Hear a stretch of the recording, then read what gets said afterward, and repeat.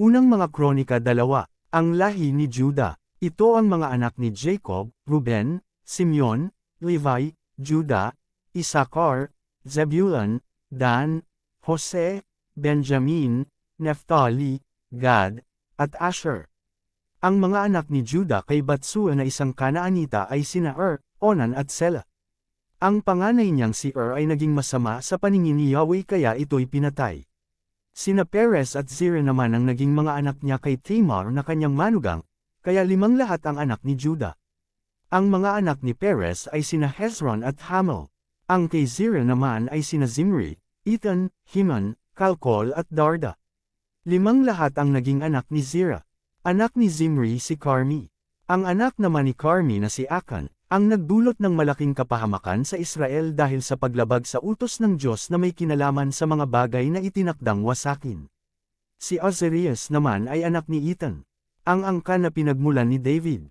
Ang mga anak ni Hezron ay 3, sina Jeremiel, Ram at Caleb. Anak ni Ram si Aminadab na ama ni Naason, isang pinuno sa lipi ni Juda. Anak ni Naason si Salma na ama naman ni Boaz. Si Boaz ang ama ni Obed na ama naman ni Jesse. Ang panganay na anak ni Jesse ay si Eliab, pangalawa si Abinadab at si Semia ang pangatlo. Ang pang-4 ay si Netanel, pang-5 si Raday, pang-6 si Ozam at pang-7 si David. 2 ang kapatid nilang babae, sina Zervias at Abigail. 3 ang anak ni Zervias, sina Abosai, Job at Asahel. Ang anak naman ni Abigail ay si Amasa na ang ama ay si Jeter na isang Ismaelita. Ang lahi ni Hezron. Si Caleb na anak ni Hezron ay nagkaanak ng isang babae kay Azuba na ang pangalan ay Jeriad. Ang mga anak niyang lalaki ay sina Jezer, Sobab at Ardan. Nang mamatay si Azuba, napangasawa ni Caleb si Ephrata, at naging anak nila si Hur. Si Hur ang ama ni Uri na siya namang ama ni Bezalel. Nang si Hezron ay 60 taon na, napangasawa niya ang anak ni Makir na ama ni Gilead. Naging anak niya si Segeb na ama ni Jer, ang may-ari ng 23 lungsod sa lupain ni Gilead. Ngunit kinuha sa kanila ni Gesher at Aram ang mga nayon ni Jer at ang Kenet, pati ang mga nayon nito. Lahat-lahat ay 60 bayan. Ang lahat ng mamamayan dito ay buhat sa angkan ni Makir na ama ni Gilead. Pagkamatay ni Hezron, kinasama ni Caleb si Ephrata na byuda ng kanyang ama, at naging anak nila si Asur na nagtatag ng bayan ng Tiko. Ang lahi ni Jeremiel. Ito ang mga anak ni Jeremiel, ang panganay ni Hezron, sina Ram, Buna, Orem, Ozam at Ahias. Si Jeremiel ay may isa pang asawa na Atara ang pangalan, siya ang ina ni Onam. Ang panganay na anak ni Jeremiel ay si Ram, at sina Moz, Jaman at Eker ang mga anak nito. Mga anak ni Onam sina Samay at Jada. Ang mga anak naman ni Samay ay sina Nadab at Abisur. Asawa ni Abisur si Abihail at 2 ang anak nila, sina Oban at Molad. Mga anak ni Nadab sina Selad at Apaim. Namatay si Selad na walang anak. Anak ni Apaim si Isi at ang kay Isi naman ay si Sesan na ama ni Alai. Ang mga anak ni Jada na kapatid ni Samay ay sina Jeter at Jonathan. Namatay na walang anak si Jeter. Ang mga anak ni Jonathan ay sina Pelet at Zoza. Ito ang mga anak at salinlahi ni Jeremiel. Mga babae lamang ang naging anak ni Sesan, ngunit siya'y may aliping Egyptyo na Jara ang pangalan.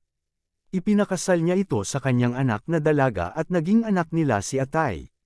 Si Atay ang ama ni Nathan na ama naman ni Zabad. Si Zabad ang ama ni Iflal na ama ni Obed. Si Obed ang ama ni Jehio na ama naman ni Azarias. Si Azarias ang ama ni Helas na ama ni Eliza. Si Eliza ang ama ni Sismai na ama naman ni Sallam. Si Sallam ang ama ni Jechamias na ama ni Elisama. Ang lahi ni Caleb. Ang anak na panganay ni Caleb na kapatid ni Jeremiel ay si Mesa na ama ni Zeph. Si Zeph ay ama ni Maresa at anak naman ni Maresa si Hebron. Ang mga anak ni Hebron ay sina Korah, Tapua, Requam at Sema. Si Sema ang ama ni Roham na ama ni Jorquim at si Requam naman ang ama ni Samay. Ang anak ni Samay ay si Maon na ama naman ni Beth-sur.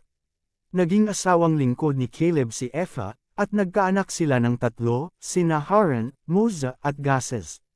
Gases din ang ngalan ng naging anak ni Haran.